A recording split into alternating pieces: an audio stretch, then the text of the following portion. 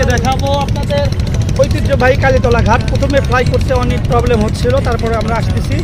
এই যে একটু সৌন্দর্য দেখেন, পুরো কালীতলা পাখির চোখে আসতেছে তো আসতেছে। আমরা এখন ল্যান্ড করব।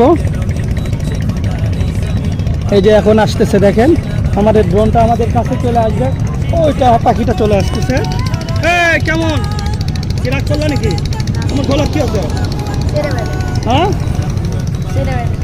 কি হচ্ছে? হ্যাঁ ওটা কি দেখছো? দেখতে কেমন লাগতেছে তোমাদের সারা এখান দিয়ে?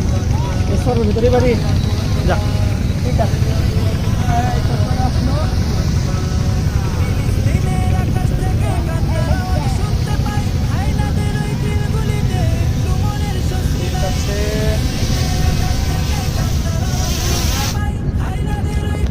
যদি ঘাস থাকে তাহলে এটা এভাবে ফ্লাই করতে হয়, কেননা এই ঘাস বা এর ভিতরে যে সেন্সর আছে এগুলোতে গেলে প্রবলেম। এই জন্য যারাই করবেন, এই ঘাস বা ময়লা থাকলে এই ড্রোনটা এরকম করে উল্টে নেবেন। আবার এইটা যদি আপনার উপর দিয়ে বা এদিকে হাত যায়, এটা যদি আপনার লোকে হয়, এই পাখাও ভেঙে যেতে পারে, আপনার নখেরও ক্ষতি হতে পারে। ধন্যবাদ।